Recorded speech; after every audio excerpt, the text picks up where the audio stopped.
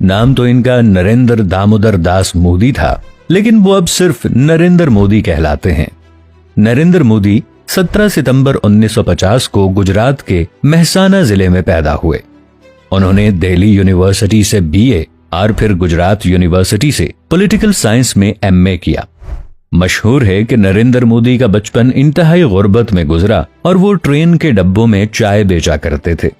दरअसल इन मनगढ़ंत कहानियों की शुरुआत तब हुई जब 2013 में निरंजन मुखोपाध्याय ने नरेंद्र मोदी पर एक किताब लिखी। इसमें उन्होंने लिखा कि नरेंद्र मोदी बचपन में चाय बेचा करते थे। इसके बाद तो मोदी जी ने भी ये बात पल्लू से बांध ली और फिर 2015 में टाइम मैगजीन को दिया गया इंटरव्यू हो या कोई जलसा जुलूस, नरेंद्र मोदी हमेशा इस बात को बड़े फखरिया अंदाज से बयान करते और हमेशा कहते कि मैं इंतहाई गरीब फैमिली से हूँ। नरेंद्र मोदी के बचपन की कुछ तस्वीर सामने आई तो हकीकत दुनिया के सामने आई। उनके वालिद ने न सिर्फ उन्हें अच्छी तालीम दिलाई बल्कि खूब सूटेड बूटेड भी रखा। इंडिया टुडे में शाये होने वाली उनके घर की तस्वीर देखकर भी ऐसा नहीं लगता कि नरेंद्र मोदी का घराना बहुत गरीब था। इतनी बात जरूर है कि उनके वालिद वादनगर रेलवे स्टेशन पर एक कैंटीन चलाते थे। हाँ, स्कूल से पढ़ने के बाद नरेंद्र मोदी और उनके भाई स्टॉल पर अपने वालिद का हाथ बटाने आ जाया करते थे। अप्रैल 2024 में CNN की वेबसाइट पर एक आर्टिकल शाये हुआ जिसके मुताबिक नरेंद्र मोदी की ऑटोबायोग्राफी लिखने वाले निरंजन मुखोपाध्याय ने खुद ये कहा है कि मोदी की गुर्बत पर मबनी कहानी इंतहाई बढ़ा चढ़ा कर पेश की गई है। 8 साल की उम्र में ही मोदी का उठना बैठना RSS के लड़कों में होने लगा था। आसान लफ्जों में कहें तो RSS दरअसल इंडिया में मौजूद एक इंतहाई मुतासिब और शिद्दत पसंद सियासी जमात बीजेपी का स्टूडेंट विंग है, लेकिन ये सिर्फ कहने की हद तक है।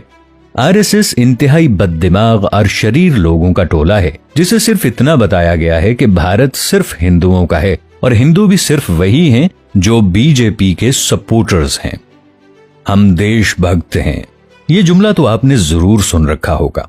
सुनने में ये जुमला बहुत खूबसूरत है, लेकिन इसी जुमले की आड़ में RSS ने अपनी दहशत से भारत को खूनाशाम कर दिया है। खैर 1971 आया तो मोदी ने बाकायदा RSS में शमूलियत इख्तियार कर ली और वो इसके हर जलसे में जाने लगे। RSS ने 1985 में उन्हें बीजेपी का टिकट दिलवा दिया और यूं तरक्की करते करते मोदी 1998 में बीजेपी के जनरल सेक्रेटरी बन गए। सन 2001 आया तो नरेंद्र मोदी को गुजरात का चीफ मिनिस्टर बना दिया गया।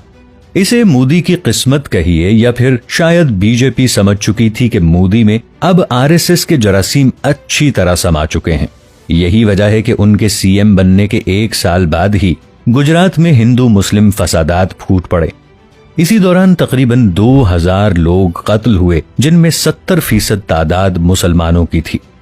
मोदी सन 2002 से 2012 तक गुजरात के CM रहे और 2014 में पहली मर्तबा प्राइम मिनिस्टर का इलेक्शन लड़ा तो ऐसे इख्तिदार पर कब्जा जमाया कि आज 2025 तक वही मुल्क के प्राइम मिनिस्टर हैं।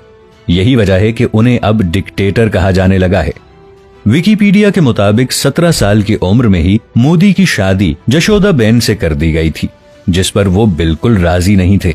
इसलिए वो दोनों कभी साथ भी नहीं रहे और इसी शादी की वजह से मोदी ने हाई स्कूल मुकम्मल करने के बाद घर भी छोड़ दिया और 2 साल तक वो एक शहर से दूसरे शहर और एक मंदिर से दूसरे मंदिर में घूमते रहे। जरा रुकिए, ये अक्टूबर 2023 है। मोदी के भतीजे की शादी थी, सब खुश थे और खानदान का हर फर्द इस लम्हे को यादगार बनाने के लिए जमा हो रहा था। भतीजा खुश है कि मेरा चचा मुल्क का प्राइम मिनिस्टर है, उसकी शिरकत मेरे सीने को फुलाए रखेगी। शादी का वक्त शुरू हो गया। खानदान के बूढ़ों से लेकर बच्चों तक सब जमा हो गए, लेकिन शादी में अगर कोई नहीं आया तो वो एक ही शख्स था, नरेंद्र मोदी। ऐसा नहीं कि नरेंद्र मोदी मुल्क के किसी जरूरी काम में फंसे हों, दरअसल उन्हें खानदान से मिलना पसंद ही नहीं। प्रियंका चोपड़ा, विराट कोहली, अनुष्का शर्मा की शादी हो या अडानी और अंबानी फैमिलीज का कोई भी फंक्शन, हर तरफ आपको मोदी जी हंसते मुस्कुराते और चहचहाते नजर आएंगे। अगर वो किसी से नहीं मिलते तो वो सिर्फ उनका खानदान, उनके भाई और उनके भतीजे भतीजियां हैं। अब अगर देखा जाए तो नरेंद्र मोदी आज ही से नहीं बल्कि 17 साल की उम्र से ही अपने खानदान से दूर ही रहते हैं। लेकिन चाय बेचने का ढोंग रचाने के साथ साथ आज इंडिया में एक और गलत फहमी पाई जाती है। वो ये है कि नरेंद्र मोदी ने अपने खानदान और बीवी को सिर्फ मुल्क और अवाम की खातिर छोड़ दिया है। हालांकि अगर देखा जाए तो इस बात की कोई तुक नहीं बनती, क्योंकि सिर्फ खानदान को छोड़कर आखिर मोदी कितना वक्त समाज सेवा में गुजार देते हैं। समाज सेवा से याद आया, नरेंद्र मोदी न सिर्फ गुजरात के सबसे लंबे अरसे तक सीएम बल्कि अब मुल्क के तवील तरीन वजीर आजम भी हो चुके हैं।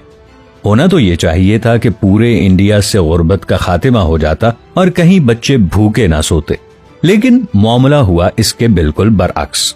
मार्च 2024 की एक रिपोर्ट के मुताबिक इंडिया में इनकम इनइक्वालिटी पिछले 100 साल के मुकाबले में सबसे ज्यादा खराब हो चुकी है, जहां मुल्क की 25% इनकम के मालिक सिर्फ 1% लोग हैं, यानी अडानी, अंबानी और मोदी के करीबी दोस्त। एक तरफ तो मामला ये है, जबकि दूसरी तरफ नरेंद्र मोदी खुद को गरीब और फकीर कहते नहीं थकते।